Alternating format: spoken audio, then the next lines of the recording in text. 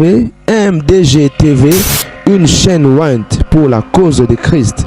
Mafuta Yasika, Mafuta Yasika, Mafuta Yasika.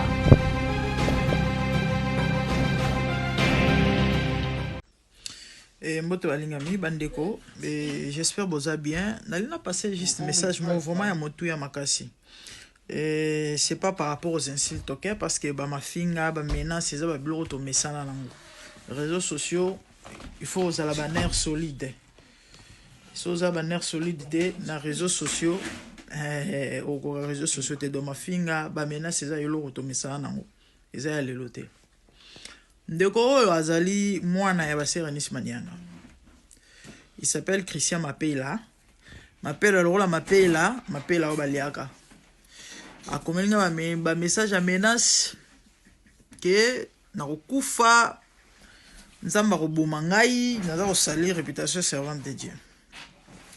Bande onalina lo bana mutu nyonso oyo okuta na vidéo surtout ba chrétien ou amo Kristo, OK? Nzamba pamboli, nzamba tomboli yo. Na domaine mo songolo pa kala mambo ezoke malamu. Et du coup, et suscité ba soulèvement, ba critique, ba mambo nyonso to yebi élévation, ma frère moi ma tout à lobby élévation et ma bambongi na mes pépé. OK? Ça déjà c'est inévitable pour toute personne oyo et atombwami. Ba mafinga mabanga bambonge mi pepe bitumba nyonso to yebi wana ba acharnement ba benga onini ba témoignage mabe et autres eza ba blomo eza inévitable sikoyo so ekomelio hein kozwaka nyonso kaka te na angle to pe na contexte ya non c'est parce que je suis élevé et du coup yango bat bazo jalouser ngai te déjà nano soki nzambe acha élévation asala élévation etambola elongo na adversité parce que c'est Dieu qui a créé l'adversité selon la Bible.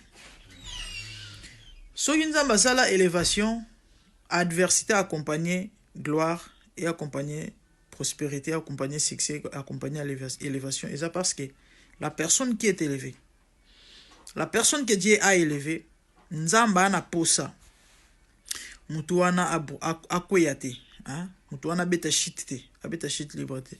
Ya moni a permetaka to pas créer adversité que nzela mon élévation de façon que soki omoni ba mi pepe wana oyo ba toujours ko recourir pas na nzambe. Alors, je vais conseiller ceci.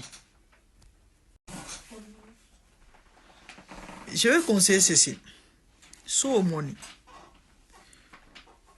otombwami tona vie na yo ata pona kotomba makate pabilo moko inhabituel ba mamoko o surtout déranger que ça passe elo mo étranger elo mo bien te zokomelo elo mo boye ba charnement ba nini ya kende ko luka elonga nzambe otuna qu'est-ce qui t'arrive ou encore le pourquoi et belé nzamba luka épargner ba on a ba danger na ba biloko mususu nzamba provoca a créer tout autour na eka po ya alerter mais malheureusement ba comprendre ba signoter misu ba sala ba sourd d'oreille misu ba sala ba bras de fer misu ba kenda na ngoka ndengwana ya omoni mingi ba umela na gloire te parce que critique tout ya ozo ngoka na contexte ya jalousie ba obepsi na réputation ba linginga te to pesa parce que na za star na tombwami na za boye ngona bazo bandeko David mukomususu tala David roi na trône avec tout ce qu'il avait comme promesse et intimité azali na ngona nzambe tout dans la Bible to via David se retrouva en train de fuir Absalom son fils et naroki mana bandeko aotambola na batunae katumutu moko boya pamba ya tina te wa ko poussa même pas na cheville nae ala kela David mabe akuta ine na nzela bandi la kele mabe ala kela David mabe abo kele zelo bat bazayina David epesi bango tellement kande parce que mutu wana akoki akomeka kutute po azaki eloko te ta David roi malgré l'état en fuite Balobi na tato boma David bon était bossa bonté. Peut-être que c'est l'Éternel. Habitam sunzambe muto reprochinga. Habitam sunzambe muto tindie. Habitam mususu. Cet homme avait l'esprit de Dieu. Il avait le discernement. Il pouvait comprendre. Effectivement, c'était Dieu. Effectivement, c'était Dieu. Moïse s'est retrouvé devant un buisson ardent. Soit habitant au cara. Tant soit appelle il en retard ou encore peut-être il n'aura loupa a constaté et l'eau moro a mon raté. A sali combien d'années place on a peut-être parce que ba trop pour ce bilon nini. Et le koyo mais bouche moto zo pela kunande nini Bible lobi. Il se retourna pour voir. Pourquoi? Moto bande ko pela mais nini bande ko zikate. Bible lobi. Tant aluka baluka. Aluka ayeba. Au fait, il vous aluka ki ayeba. Tant aluka ki ayeba. Pourquoi moto zo pela mais place où on est sobe on est zikate. C'est alors mon bengai. Mon ami, cherche à savoir pourquoi. Serenis. Luko yeba. Pona nini. Ba mi pepo et telemi liboso na yo. Pepe kisa bandeko na yo. Tope ba fan, tope ba to ba lingaka yo. Ta musweza nzambe mutazo interpeller yo. E bango bazo ya kuluka ba ya ko chat désordre. Bazo ya kuluka ba cha ordre pardon. Na désordre ya nzambe. Peut-être c'est pour t'épargner des dangers, ma sœur. Je te parle avec amour. Katumwano azoya ya komena senga na kokufa nzambe koboma néanmoins sexinga psinga grande dame batela sala très attention balubo baza très dangereux na évite so abi famille na bango balubo baza très dangereux famille balingi kisi mingi abitala bato mobimba soka ba moni vidéo to ba yika kombo ya ndeko na bango du coup ba yeko menacer du coup ba yeko finga du coup ba yeko. Et puis, dans le biais tout qui est toujours, nous sommes chrétiens de Ninyangwana. Quel est ce genre de chrétien qui va finir, menacer parce que, balo ba mabe pour na yeto sur pe pour na, bino bokangi sarabatu. Boebi, moi si moko, oyo asala azara tiktokesi. Fi wana certainement ti lola zara na bolo quoi. Comment les zara na bijoux? Wa lo ba ke ni salia mama na. Boebi ke fi wana ba katele 10 ans en prison. Na ibite sou kele ndene. Menandimita bima. Na lobby tabo que porter maman prophétesse soit camerounaise plainte. Comment les aranan?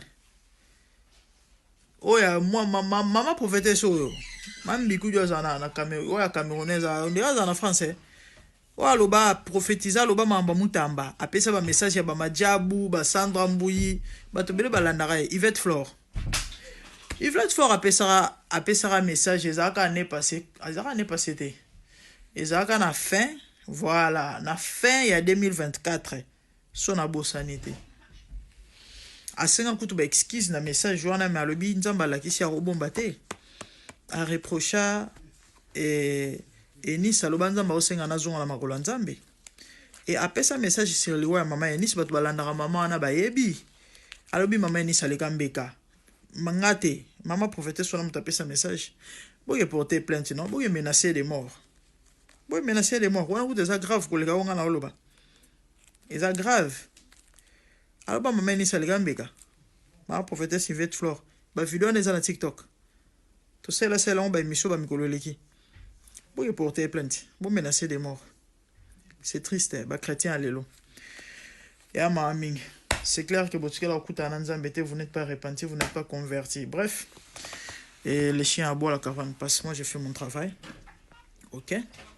Nous allons pas nous nuire mais j'ai fait l'œuvre de Dieu. Point barre. Je n'ai rien contre qui que ce soit. À chaque fois, on passe un message. Je vous parle avec amour. Nazan a besoin de finger bateau pour la finger raté. Et puis voilà. C'est petit. Nathalie quand répondre à la oh, distraction. Distraction inutile. Distraction inutile. C'est rien ici. Luka Nzambe. Bondela tuna Nzambe pourquoi moi so akomelinga sonzo, akomelinga cauchemar. Seigneur, ezan elo mozo ngote yanga. Pour anini. Comme ça Nzambe a confirmé yo. si réellement ezaka jalousie na s'acharner to pe nazo jalousie pour la gloire. Et si tel est le cas, wana solo nzambe obeta ngai. Wana solo nzambe ko boma ngandenge mwana bino o alobi so ileki na bino so neve na o. Wana nzambe ko boma ngai, tozo zela na kufa. Salut la famille, certainement vous allez très bien. Moi je vais bien par la grâce de Dieu la mifa. Bande ko nanzela vidéo na likara na lekana ko alerter sale il y a TikTok, TikTok users. Vous qui utilisez TikTok, faites très attention. Depuis kala ba mikolo leki na ngana sa vidéo oyo mais oublie. Mais nzamba malamu comme ngamo elinge komela ya on a na alerte bino. Tato ba omona ndeko ba omona. Na uti na continue a mukolo même na suka pembe. Et ya maweza ke na continue abetaka banzembo nzambe. De c'est clair que c'est un frère. C'est un frère. Au Bible zo benga ba faux frère bango. Tellement ba vérité gardienne du temple zo bimisa. Et ezo soa ba to mabe. Bando ki banganga ba mankioniste ba infiltré tout ba ko bomba na sima kombo Yesu. Et du coup ba olinga ba kangisa munoko. Ndamo permettre binote. Ndeko mobali oyo akomelinga inbox asenga numéro. Bon atel na ba conversation. To suite au pesa nembote to sola na ici je peux dire boni bonjour tout ça. Moi kalata natali na bia bosser peut-être to solo laka pour tellement bat balika ebele des fois bon numéro pe n'hésite à rater ko pesa numéro. Surtout je suis dans le business na blo na nateka na tinde numéro. Après non Azan a besoin il y a code mot de passe moko. Abisinga lobby et j'essaie de me connecter à mon TikTok sur mon nouveau téléphone et on m'a demandé de trouver quelqu'un pour m'aider à obtenir les codes s'il vous plaît. Akansinga mwana moke moninga zo bakansinga yuma akansinga ntusa moninga kebere akansinga za sans esprit pour aller kelanga esprit et à zu téléphone à sika. Et puis sengi aluka ni mutu moko wa ko aider de muto ya monya ko aider pour za code ya téléphone ya TikTok na ngai. So moni mutu na TikTok. To mutu moko ya biso ke azana besoin aide. Ako ko accéder TikTok na été pesa barotine pesa numéro ou soit barotine de la yo code mon na numéro na yo comme na numéro na yo comme ça otine de la e ko salelo ko anate. Ba ko pirater au TikTok. Ba bloquer au TikTok. En fait, yé a comme en possession à TikTok na yo et là on n'y oleka. Tant ba otinda mot de passe to pe code na téléphone na yo pesier. Donc en fait yé en fait a accéder à luka accéder na TikTok na yo. Neti eza ya yete. E ko senga asala ba manœuvre songolo. Nde sikoyo ba rolobane OK d'accord, to tindelo sikoyo message. Puisque TikTok est là un numéro de téléphone, s'enregistre en haut, au ce code douane un numéro na yo. Na peut-être so comprendre. Numéro na yete mais ya yo. Si ko ya ko sa yo ke, ba otinda code na numéro na yo zo ba mambozo le kate. Si ko tango ozo numéro na OPCE. Ye abeti en mbala moko yo mto na contrôle à TikTok na yo. A changer ba mot de passe makambo nyonso yo o accéder sous impossible et comme ya ye. Nde aventure alinga sala ngai. Donc, ba bloquer, ba pirater nga TikTok, ba bloquer TikTok. Car ne ba baso bikela wa. Nzama opera. Boye TikTok nanga. Bomon TikTok nanga. So kangama. Nde kangama kala botuna batu mingi na TikTok. Coach Ben. Nzambe kuto amalamu na moni Ben na plus de 300 000 abonnés. Ba kanga ina bita ta ba 5 TikTok. Depuis nga na eba na TikTok ça fait 3 ans. Ba kanga ta ba 6 TikTok.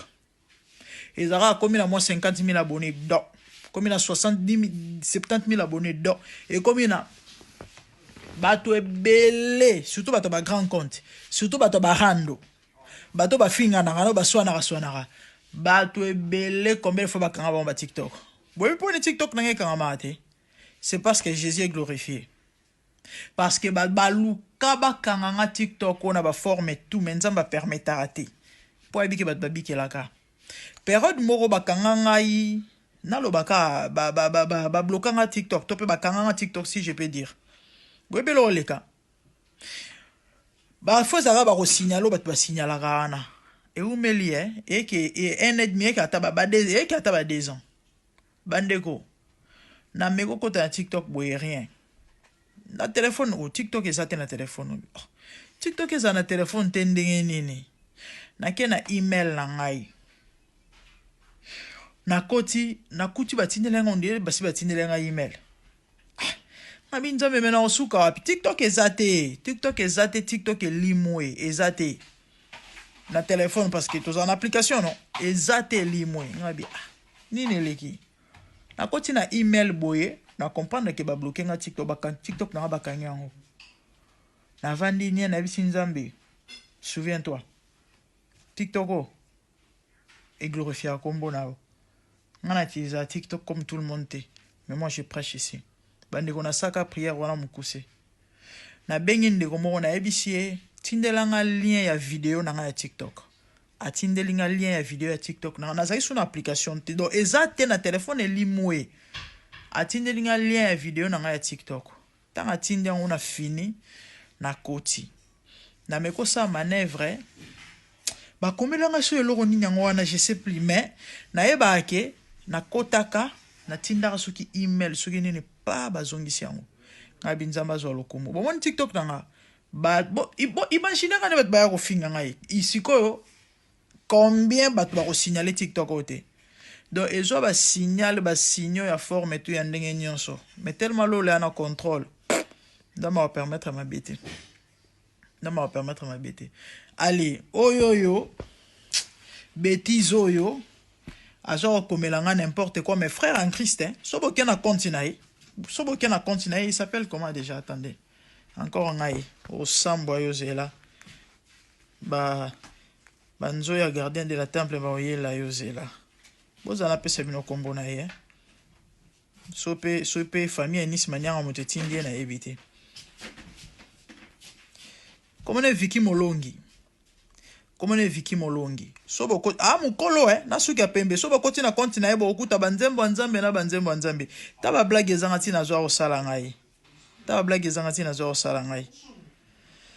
que il essaie de se connecter na TikTok na ye et azoko kate ba yebisi atluka mutu pesa ye kodi mutu ngo amoninga ndinga na master na ye une fois to pesa na mbote bon on est où na tikela ko mela ete na tikela répondre ete ya yene mutu ndira tinda so be emoji so biloko ninya ka répondre ete lelo na munga komi bonjour je peux avoir votre numéro et puis déjà façon na déjà très impoli hein bonjour envoie-moi ton numéro tellement na sala ba business na ranti peut-être mutu mo zaki intéressé son ba café son ba benda ngondo na hésiter te na tindeli numéro na ya réseaux sociaux parce que dans un numéro privé dans un numéro réseaux sociaux et puis na numéro na tindelio ata soki na ngana yenye simbate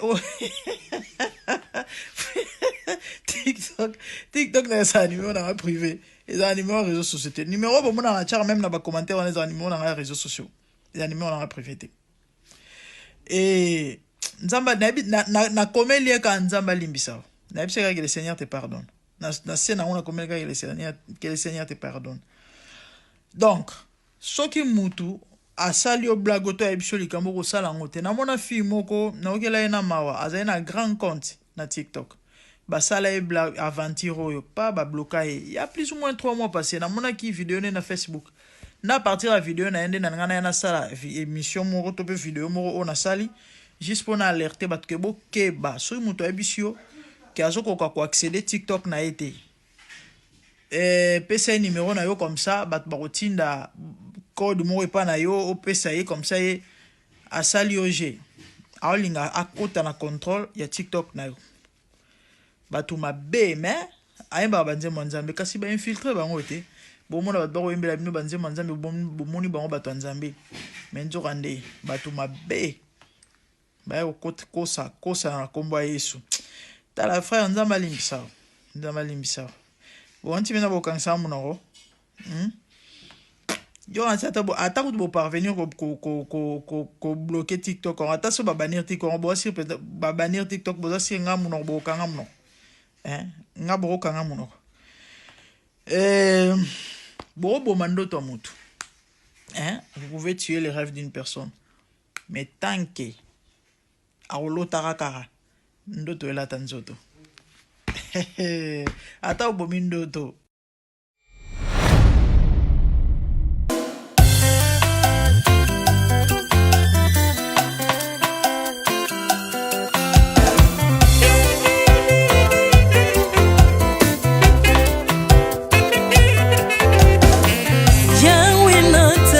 mokili oyo namoni te, natangi na histoire ya monde namoni te, naluki nayemba pete toze pour passer Seigneur, je n'ai pas pris non plus entendu parler oui akokalala yo Yesu.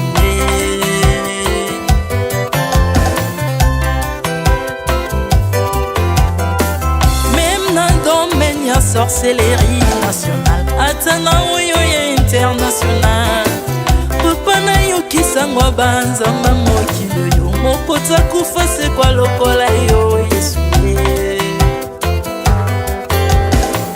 Nanya voyage lokola yo, nanya wakoka nino ya wanzambe, uni masomo ya ekusu konanga, okufose kwa kwe uzali nzambe Yesu. Nzambe moneno kitanase, olata nzoto po yo bikisanga, okitanase pozwe sikananga, ofuta nyongo na nzambe nanga Yesu. Ozali nzambe onkote ya okani na yo, ozali nzambe obongwani te Yesu, Yesu. Ozali nzambe onkote ya okani na yo, ozali nzambe obongwani te Yesu, Yesu.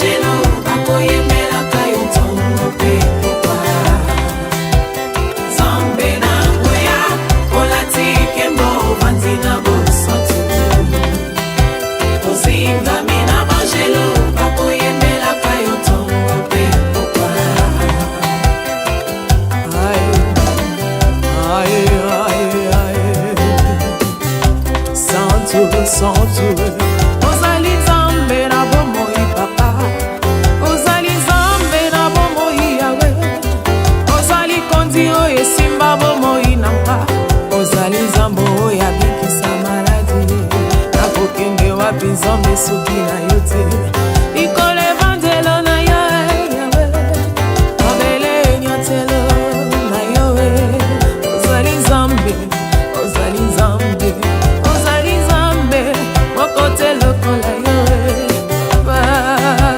nzambe na ngoya olatike mbo bandi na bosantu, ozinga bina banjelo bakoyemelaka yo ntongo mpe popa.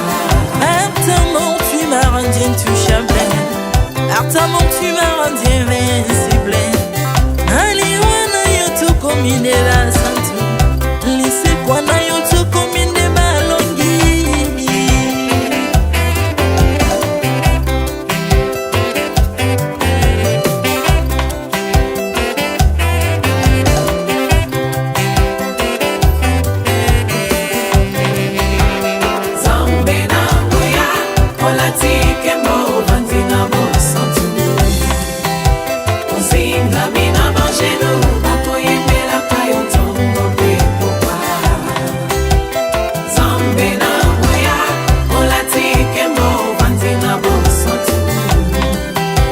ozingami na bangelo bakoyemelaka yo ntongo mpe mokwa. Autrefois ngai nazalaki binzo ndoki akolianga lolenga lingi me par sanson na se métamorphosé osimingo sambwe maladi na biso olengo bebi naza toxique grâce à lui.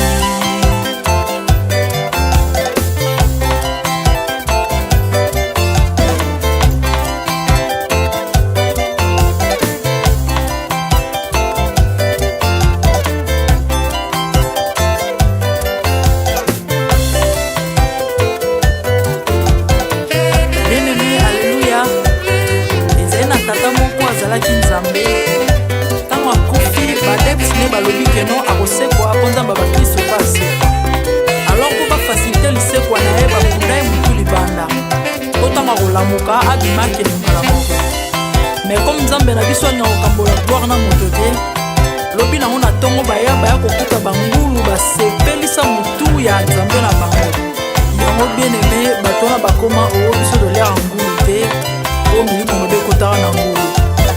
So bino bolera ngulu te po milimo mabe ekota na ngulu bomelaka mai te po milimo mabe ekotaka na mai yango tokumbisa nzambe po akufa asekwa avandi na loboko ya tata mpona kolinga sele mpona nga na yo Jésus de Nazareth.